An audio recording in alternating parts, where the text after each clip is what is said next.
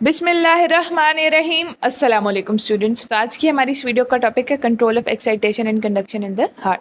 तो आज हमने देखना है कि हमारे पास जो हमारा हार्ट है उसकी एक्साइटेशन और कंडक्शन किस तरह से कंट्रोल हो रही है। हमें पता है कि इसमें हमारा जो specialise conducting system of heart है, ये specialise excitatory and conductive system of heart है, वो रोल प्ले करता है। उसके 5 कंपोनेंट्स हैं: S A node, internodal pathway, A V node, परकिंजी system and bundle of his. ठीक है, तो इसमें से सबसे इंपॉर्टेंट हमारे पास साइनस नोड है। क्यों? क्योंकि ये हमारे पास सबसे ज़्यादा इम्पल्सेस जनरेट करता है। इसकी frequency of generation of impulses या rate of generation of impulses बाकी सबसे ज़्यादा है। इसलिए क्या होता है कि ये सबको अपने अफेक्ट में ले लेता है या अपने अंडर कर लेता है। ठीक है, अंडर कर लेने को क्या कहेंगे हम? ओवर ड्राइव सप्रेशन हो जाती है। क्या होती है? ओवर ड्राइव सप्रेशन होती है कि हमारे पास जो एवी नोड है और जो परकिंजी सिस्टम है वो इसके अफेक्ट के अंडर आ जाता है। वो समझे कि इनकी ओबीडियंस में काम करेगा अब, क्योंकि ये सबसे ज़्यादा फास्ट है।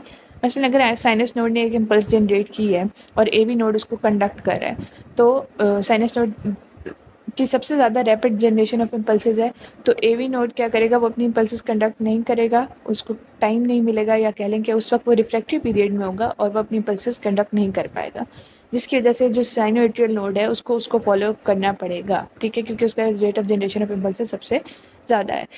कितना है? इस है approx 70 to 80 beats per minute. कितना है? 70 टू 80 बीट्स पर मिनट है।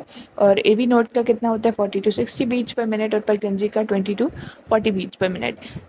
70 टू 80 बीट्स पर मिनट का क्या मतलब है कि साइनस नोड हर 0.8 सेकेंड के बाद, अप्रॉक्स 0.8 सेकेंड के बाद दोबारा एक इम्पल्स फायर कर देगा, फिर 0.8 सेकंड्स गुजरेंगे, फिर एक इम्पल्स फायर कर देगा। ठीक है, तो इस तरह से, और इसको अप्रॉक्स 1 सेकंड लगेगा पूरा का पूरा इम्पल्स को फायर करने में। ठीक है, तो इस तरह से ये हमारे पास क्या करता है कि ऐसे नोड ओवरकम कर लेता है सारे के सारे हार्ट को, और इसके अंडर पे सब जो है मसल्स की भी कॉन्ट्रैक्शन होगी, और जो एवी नोड है वो भी सब कुछ इसके अंडर आ जाएगा। होता क्या है कि अगर ऐसे नोड में हमारे पास इस्कीमिया हो गया या किसी वजह से ऐसे नोड जो है वो काम नहीं कर रहा, तो फिर उसकी जगह ले लेगा एवी नोड, क्योंकि उसके बाद ये फास्टेस्ट होगा ना।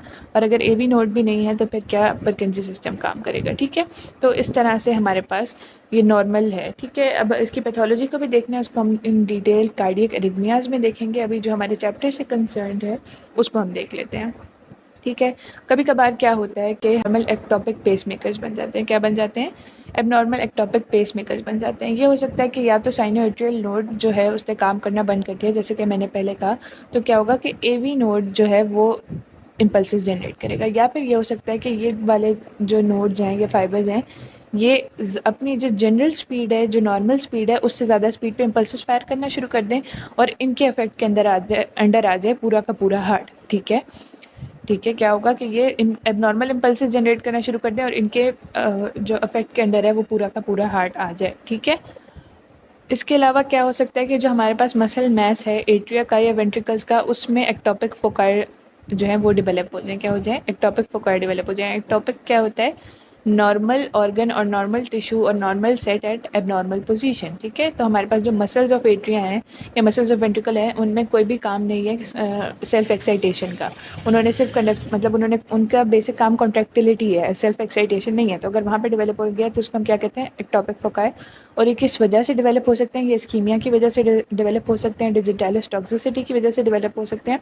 फर्दर इसकी कई रीजंस होंगी, हम कार्डियक एरिथमियाज में देखेंगे फर्दर इसको। ठीक है, तो मसल मैस में या एट्रिया के या वेंट्रिकल्स के मसल मैस में अगर कोई मसलन एक्टोपिक फोकाई डेवलप हो गया और वो बहुत जल्दी जल्दी रैपिडली इम्पल्सेस को ट्रांसफ़र कर रहा है, तो फिर वो पेस मेकर बन जाएगा। जब वो पेस मेकर बन जाएगा तो क्या होगा कि जो सीक्वेंस ऑफ कॉन्ट्रैक्शन था, जो एक हमारा मेंटेन हो रहा था कि पहले एट्रिया ने कॉन्ट्रैक्ट करना है, फिर एवी नोड में डिले आ जाएगा, तो फिर एट्रिया प्राइमर पंप के तौर पे ऐड करेंगे, तो वो सारा सीक्वेंस डिस्टर्ब हो जाएगा। जब वो सारा सीक्वेंस डिस्टर्ब हो जाएगा तो ब्लड सही से पंप नहीं हो सकेगा। कॉज क्या होंगी? Block of impulses from S A node, A B node, Purkinje fibres. ये हमारे पास डिफरेंट ब्लॉक्स होते हैं। किसी में कोई एस ए नोडल ब्लॉक होगा, कोई ए वी नोडल ब्लॉक होगा। ठीक है, तो इसी तरह से हमारे पास एक सिंड्रोम है जिसको हमने आज स्टडी करना है। क्या कहते हैं इसको? Stokes Adam syndrome. क्या कहते हैं?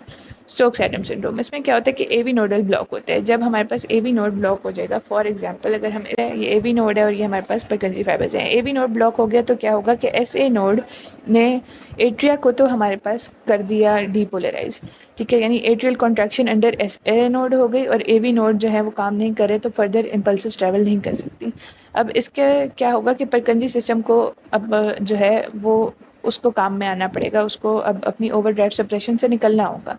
लेकिन वो ओवर ड्राइव सप्रेशन क्योंकि फॉर अ लॉन्ग टाइम वो सप्रेस्ड रहा है तो वो फ़ौरन से ही अपना फंक्शन शुरू नहीं कर देगा, बल्कि उसको 15 टू 20 मिनट्स लगेंगे, ठीक है, कितने मिनट, सॉरी 15 टू 20 सेकंड्स लगेंगे अपनी नॉर्मल फंक्शनिंग में दोबारा आने के लिए, ठीक है, 15 टू 20 सेकंड्स निकलेंगे लगेंगे और इसको क्या कहते हैं, वेंट्रिकुलर एस्केप कहते हैं इन 15 टू 20 सेकंड्स को। अब हमारी बॉडी जो है वो 15 टू 20 सेकंड्स का भी इस्कीमिया बर्दाश्त नहीं कर सकती। जब 15 टू 20 सेकंड्स के लिए इस्कीमिया रहेगा, कोई भी ब्लड जो है वो पंप नहीं होगा, तो क्या होगा कि हमारे जो जो भी ब्रेन है वो सिग्नल्स देगा कि, क्योंकि ब्रेन में जो है हमारे पास ब्लड नहीं जा रहा, जब ब्रेन में ब्लड नहीं जा रहा तो फेंटिंग होगी, क्या होगी, अनकॉन्शियसनेस डेवलप होगी, और वो अनकॉन्शियसनेस डेवलप होना भी उस बंदे के हक़ में बेहतर होगा। किस तरह से, क्योंकि जो हमारा हेड है और मतलब वो जो जब स्टैंडिंग पोजीशन में होगा तो वो ग्रेविटी के इफेक्ट में होगा और ब्रेन की तरफ जो ब्लड है वो कम जाएगा। लेकिन जब वो बेहोश हो जाएगा तो क्या होगा कि वो सेम उसका जो हार्ट है और ब्रेन है वो सेम लेवल पे आ जाएगा और पंपिंग थोड़ी बहुत बेहतर हो जाएगी और इस्कीमिया जो है वो थोड़ा लेस डिग्री पे होगा, ठीक है। तो इस तरह से उसकी फेंट हो जाएगा और उसके बाद अब अप्रॉक्स 15 टू 20 सेकंड्स बाद जो परकंजी सिस्टम है वो ओवरकम कर लेगा इस ओवर ड्राइव सप्रेशन को और उसके बाद वो काम में आना शुरू हो जाएगा और फिर वो इम्पल्सेस जनरेट करेगा और हमारा हार्ट रेट हो जाएगा approx 15 to 40 beats per minute, ठीक है। तो इस तरह से है ये सारा स्टोक्स एडम सिंड्रोम, ठीक है। अब फर्दर अगर हम दोबारा से अपनी नॉर्मल कंडीशंस की तरफ आ जाएं, पहले हमने ये देखा कि हमारे पास एसए नोड नॉर्मल है और फिर हमने थोड़ी सी अब नॉर्मेलिटी को डिस्कस किया। अब हम दोबारा नॉर्मल पे आ जाते हैं कि जब एसए नोड एबी नोड में इम्पल्स भेजेगा एट अ फास्टर रेट तो क्या होता है कि हमारे पास जो वेंट्रिकुलर मसल्स हैं वो अप्रॉक्सीमेटली सेम टाइम पे कॉन्ट्रैक्ट करते हैं, ठीक है। वो कैसे कॉन्ट्रैक्ट करते हैं, अप्रॉक्सीमेटली सेम टाइम पे कॉन्ट्रैक्ट करते हैं, इस तरह से कि जो फर्स्ट वेंट्रिकुलर मसल है, ठीक है, उसमें और लास्ट वेंट्रिकुलर मसल की जो इम्पल्स ट्रेवल हो रही होती है उसमें सिर्फ 0.03 टू 0.06 सेकंड का फासला होता है। हालांकि वेंट्रिकल्स जो हैं वो काफ़ी बड़े चैम्बर्स हैं, काफ़ी लार्ज साइज चैम्बर्स हैं, लेकिन क्योंकि हमारे पास जो कंडक्शन वेलोसिटी है इन द परकंजी फाइबर्स वो बहुत ज़्यादा होती है, इस वजह से बहुत कम टाइम लगता है, डिले बहुत थोड़ा होता है, या अप्रॉक्सीमेटली आप कह लेंगे बस बहुत ही थोड़ा होता है, 0.03 टू 0.0 सेकंड्स का होता है, ठीक है। इसकी वजह से क्या होता है कि इफेक्टिव पंपिंग ऑफ ब्लड होती है जब पूरा का पूरा, मसलन अगर एक वेंट्रिकल है, आप अपने माइंड में इमेजिन करें एक चैम्बर को, एक चैम्बर है जिसकी 2-3 वॉल्स हैं, ठीक है, और वो तीनों की तीनों वॉल्स अगर साथ कॉन्ट्रैक्ट करेंगी तो क्या होगा, और अगर एक वॉल पहले कॉन्ट्रैक्ट करिए दूसरी बाद में करिए तो क्या होगा। ऑफ कोर्स जिसमें एक साथ कॉन्ट्रैक्शन हो रही है उसमें इफेक्टिव पंपिंग होगी, जो ब्लड है वो एक जितना मैक्सिमम वॉल्यूम है वो इजेक्ट आउट हो सकेगा। लेकिन अगर कोई वॉल पहले कॉन्ट्रैक्ट करिए तो हमारे पास इजेक्शन वॉल्यूम सही नहीं होगा, ठीक है। तो इस तरह से हमारे पास सिंक्रोनस पंपिंग ऑफ वेंट्रिकल्स होती है, ठीक है। और ये जो हमारे पास कॉन्ट्रैक्शन है वो लास्ट करती है, या जो हमारी सिस्टली है वेंट्रिकल्स की वो लास्ट करती है फॉर अप्रॉक्सीमेटली 0.3 सेकंड्स, ठीक है। अगर ये ना हो, मतलब जैसे पहले हमने देखा कि हमारे पास साइनोएट्रियल नोड है वो नॉर्मल है, उसकी एबनॉर्मेलिटी अगर ये ना हो, स्लो ट्रांसमिशन हो, फास्ट ट्रांसमिशन की जगह स्लो ट्रांसमिशन हो, तो क्या होगा, 20 टू 30% इफेक्टिवनेस जो वेंट्रिकल्स की पंपिंग की है वो कम हो जाएगी। जब 20 टू 30% इफेक्टिवनेस कम हो रही है तो उसी हिसाब से हमारा जो इंजेक्शन वॉल्यूम है वो भी कम हो जाएगा। इसके बाद हमने ये देखना है कि जो हमारा ऑटोनॉमिक नर्वस सिस्टम है वो हमारे किस तरह से कंट्रोल करता है एक्साइटेशन सिस्टम को। होता कुछ यूँ है, हमें बहुत अच्छे से पता है कि पैरासिम्पैथेटिक सिस्टम जो है रेस्ट और रूमिनेशन का मूड है, तो उसमें क्या होगा कि जो पैरासिम्पैथेटिक सिस्टम है वो हमारे हार्ट रेट को कम करेगा, हार्ट रेट को भी कम करेगा, उसकी जो स्ट्रेंथ ऑफ कॉन्ट्रैक्शन है उसको भी कम करेगा, इसके अलावा हमारे कार्डियक आउटपुट को भी डिक्रीज़ करेगा जब हमारी पैरासिम्पैथेटिक स्टिमुलेशन होगी, ठीक है।